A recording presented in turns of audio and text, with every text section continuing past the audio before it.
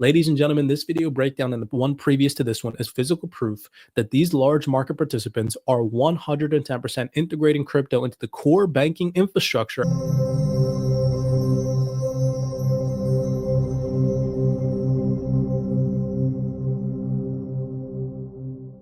Alrighty, everybody, what is going on? Welcome back to another CYPRX video banger. Ladies and gentlemen, buckle up your seatbelts because in today's video breakdown, we are going to continue to show you all why right now it is so important and crucial that you all get educated on how to start earning yield on your digital assets, because these financial institutions are 110% integrating crypto into their core banking infrastructure. So Matthias, from your perspective, how is it looking like for the traditional financial systems to be able to build this new infrastructure and integrate it well with the traditional setups? Varus, of course, has an important part to play as well there. Yeah, on the side of the banks, as we are quite fortunate, as I mentioned, many of the traditional banks are now already adopted cryptocurrencies into their core banking systems. This video breakdown is going to show you guys and prove to you all that most banks, as of right now, most large financial participants are getting educated on the staking process, earning yield and earning rewards on their digital assets. And then this video breakdown is also going to confirm that regulated entities are already gaining access to staking services with digital assets that you most likely already hold in your portfolio, especially if you've watched some of previous video breakdowns here at CYPRX covering assets like Hbar, ICP, and many others. Okay, so today's video breakdown is going to absolutely blow your mind. Now, I'm not telling you guys to go out there and invest in those digital assets, but just as a follower of CYPRX, you most likely already know that these digital assets exist. XRP, XLM, ICP, Quant, Hbar, right? All these utility-driven assets. In today's video breakdown, I'm going to physically show you guys that regulated institutions already have the ability to earn yield on these digital assets. So ask yourself the question, why on earth would you ignore your ability to earn yield on these digital assets through lack of education? I encourage you guys to push for your education throughout the remainder of 2025 and beyond as we head closer towards this 2030 agenda. So I'm going to set the tone with today's video breakdown. We're going to be listening to two representatives, and then this is also going to be kind of like a sequel to the previous video breakdown where I showed you guys some closed door meetings taking place behind the scenes where large individuals from family offices, asset managers, and some of the world's largest institutions are gathering to learn about the digital asset ecosystem.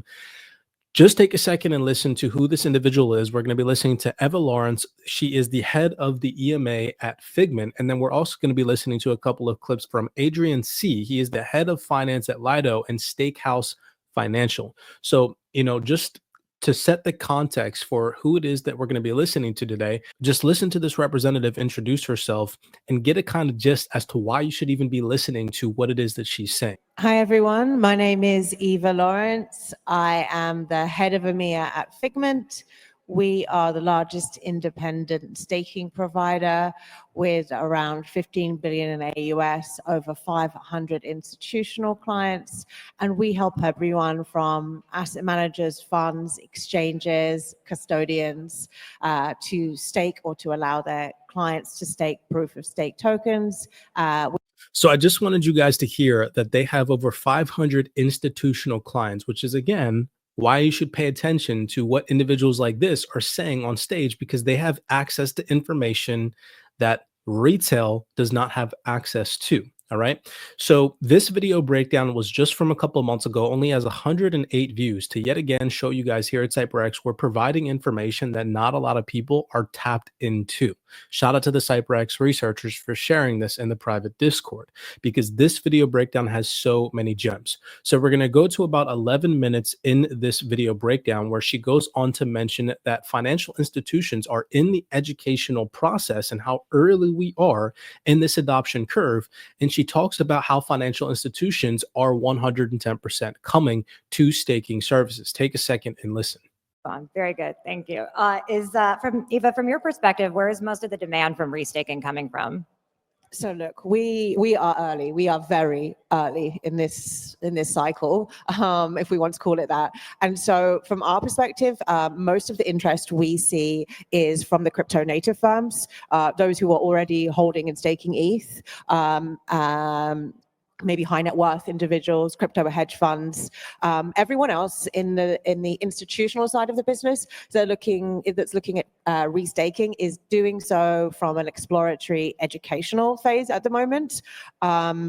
Rewards aren't live yet. We don't know where slashing will end up. It looks like there will be slashing enabled in the next few months. That's not clear yet. So I'd say the interest is from the crypto natives who already understand staking. But we're very early on and we haven't seen as much interest from the larger institutions yet, but they will get there. But first they need to understand what the risks are. And that isn't something that any of us. Right. So she just mentioned that institutions aren't fully here yet. They will get there, which is, again, why we're encouraging you guys in the now to educate yourselves before large amounts of financial institutions onboard into the space. This video breakdown, as we continue, is going to confirm that there is already a very large portion of financial institutions here in the game, staking, earning passive rewards on digital assets that you most likely know and hold in your portfolio. But that's besides the point. The point is to, again, enlighten you guys at the fact that we are early in this space. We have seen nothing yet. Sitting at $3.1 trillion as of today, and the total cryptocurrency market cap is nothing compared to what is coming over the next consecutive couple of years. So this lady, she just mentioned that institutions are in the education phase, right? They're starting to learn about this. And if you remember, in the video previous to this one, we went over this event that took place on the 12th of February, 2025, the New Age Wealth Summit, right? And we listened to this gentleman right here, Lakshmi, hopefully I'm pronouncing his name correctly, the chairman of the SWFI Family Office Roundtable speak. Just to kind of go over this, remember, they had this brochure that we went over in the previous video breakdown, and it talks about here education. It says, learn from industry pioneers and visionaries about emerging trends, market intelligence, and the future of digital assets. Equip yourself with the knowledge to navigate and capitalize on this transformative era. And we showed you guys who attended this private event. Remember, the gentleman, I'll play the video clip here in just 1 second. He mentioned there was no retail participants at this event. It was all some of the world's largest private family offices. You guys can see here is just a kind of little tiny website of the event, New Age Wealth, just to show you all who attended this event in case you didn't see the previous video breakdown. We had venture capitalists, institutional investors, capital allocators, real estate investors, wealth advisors, right? Family offices, okay? And in the previous video breakdown, I even showed you guys that there was royal family bloodlines that attended that event. Okay, so some of the world's largest high net worth individuals attended that event. And if you guys remember, this video breakdown from 5 days ago only has 56 views. I'm going to play 2 video clips back to back. It's again him mentioning that there were no retail investors and that from his perspective, everyone with a mobile device should be paying attention to this information. For every category, everybody's today, anyone who has a mobile in their hand, sophisticated with them using mobile, they should know about this. Mm-hmm. They have access to it. They have access to it, and we believe they should know about it. Yeah. The link for that. If they are ultra high net worth individuals, they can register, be a part of the event. But we can't take any retail investors into the room, and there's not a solicitation, or we're not selling any product inside. Yeah. It's purely an education series for people to educate. So that again just backs what this lady just mentioned, that these large financial institutions are in an education process. The gentleman said that it is an educational event, again talking about the event that I showed you guys in the previous video breakdown and broke down for you all how high net worth individuals are sitting in, learning about digital assets, learning about investing in crypto. As I showed you guys, I'm not going to go over that. You can even see here from this LinkedIn post, they hashtag wealth revolution, crypto investing, digital wealth, right? Digital assets, tokenization. I mean, you just cannot make this stuff up. They tell you this stuff in advance, straight to your face. Yet again, as you guys can see from the views on these video breakdowns that I'm displaying to you all, nobody's paying attention to this stuff. So do us a favor, smash that thumbs up button and subscribe if you guys are enjoying this so far. Let's continue. So we mentioned we are very early. She mentioned we are in the educational process. I've physically shown you guys how large market participants are sitting in at these roundtables, getting educated, which is again why we stress the importance of you all doing the same thing, but from a retail standpoint. There's not a lot of trustworthy resources out there for you all to get educated on DeFi, on yield generation. And here at CYPRX, we've created a Wealth 28 Club University that teach you guys from A to Z how we are deploying our hard-earned capital in the DeFi ecosystem to generate yield on our digital assets. You don't have to go out and buy the digital assets that we invest in. You don't have to go out and use the platforms that we use here at CYPRX, right? To show you guys these examples, but at least you learn about the process or the access that you have as a retail participant by going through the educational material. And that's what we stress that you guys make an attempt to do. Educate yourselves in the now, so that way you empower yourself with information. So that way, when you're ready, when you find opportunities that you like in the market, you can comfortably deploy and you're not left behind via your lack of education once these large market participants come in and ramp up the prices of these digital assets so high that it prices the average retail investor out. Let's continue. So this gentleman here, I mentioned to you guys, Adrian C., the head of finance at Lido Steakhouse Financial. He talks about this platform called Taurus, which I knew existed before, but I hadn't done a lot of digging on. And today's research blew my mind. Listen to what he says about how Taurus allows 16 regulated banks access to staking services. And then we'll dive into a couple of fundamentals surrounding Taurus. Take a second here and listen to this gentleman speak. 25% of Lido Stake ETH is currently held by institutions, whether it's crypto native institutions or regulated institutions or what have you. People choose to use it or not, but approximately 25% of Lido Stake ETH is currently held by institutions, whether it's crypto native institutions or regulated institutions or what have you. So this is about 2 million ETH in total. So Lido Stake ETH is basically the de facto blue chip institutional asset for native staking rewards, bar none.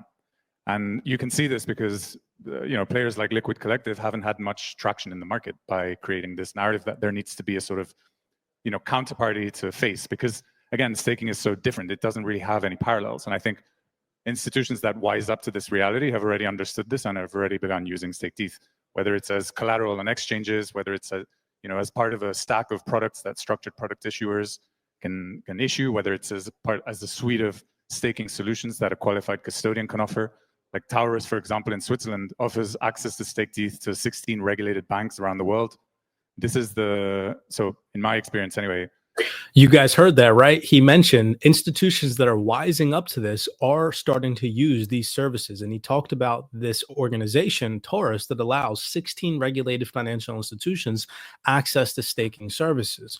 So I had heard about this organization before, but just doing a little bit of digging in my research today, wow, some recent fundamentals confirm that staking in some jurisdictions is heavily regulated. And this organization has access to core banking infrastructures. I started off today's video breakdown with an individual from a large financial institution mentioning that they are integrating crypto into the core banking services. Okay.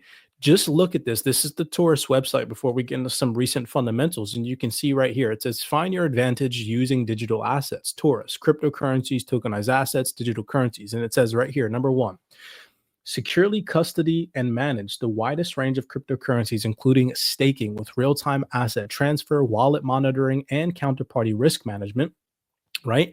And if we come down here, it has a full diagram of how it works for banks, right?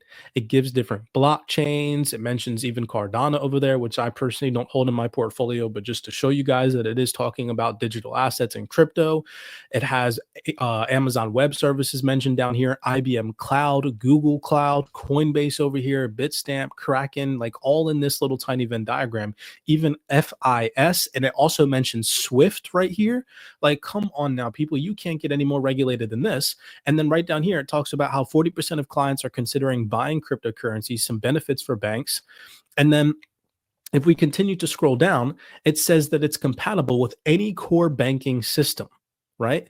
That is insane right there directly on their website, right?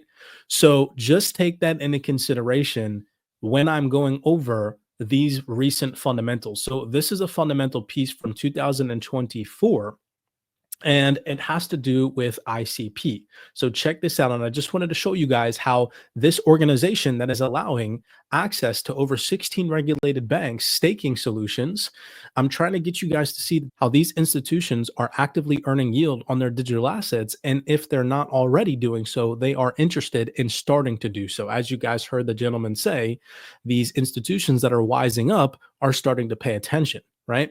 So this is from 2024. And it says here, following a strategic collaboration with the Finity Foundation announced on the 26th of September, back in 2023, Taurus is pleased to announce it has successfully integrated Internet Computer's native token, ICP, and staking capabilities into Taurus Protect, Taurus's digital asset custody platform. This is the most advanced ICP integration in the world to date, allowing financial institutions to provide proper access to ICP's native tokens to their clients. Taurus's banking partners will be able to propose ICP tokens to their clients with immediate effect. Taurus's product and engineering team has built features that allow financial institutions to leverage all ICP staking mechanisms, including the most advanced ones. So for those individuals out there that are like, oh, DeFi is not regulated, staking is not regulated, this is physical proof that in some jurisdictions and some platforms are offering regulated DeFi staking services. So anybody that is a naysayer after reading this or watching this video breakdown, that mindset and that way of thinking should be alleviated. You're just not doing enough research. So let's say you don't hold ICP. Right? I personally hold ICP in my portfolio, so I utilize this as an example. Well, this is a fundamental piece updated from January 20th, 2025 from Cointelegraph titled Hashgraph Association Partners with Taurus for a Global Hbar Custody Push. Now, I wanted to get to the root of the source, so I actually went and found this on Taurus's website. You can see that it was posted on the 20th of 2025 here from Taurus News, and this article reads, the Hashgraph Association partners with Taurus to streamline Hbar custody, staking, and asset tokenization for financial institutions. This piece is going to blow your mind. It says here, a Swiss innovation leader at the forefront of empowering a digital future for all. Keep in mind, the gentleman from the New Age Wealth said that everybody with a mobile phone should be interested in this or be utilizing it, right? Taurus, a leading digital asset infrastructure provider, today announced a new strategic partnership to drive global adoption of Hedera's distributed ledger technology with the focus on fast-growing regions. The collaboration will enable the integration of Hbar, Hedera's native cryptocurrency, and the Hedera token service, an API that enables configuration, minting management, and fungible and non-fungible tokens on the Hedera network into Taurus's platform.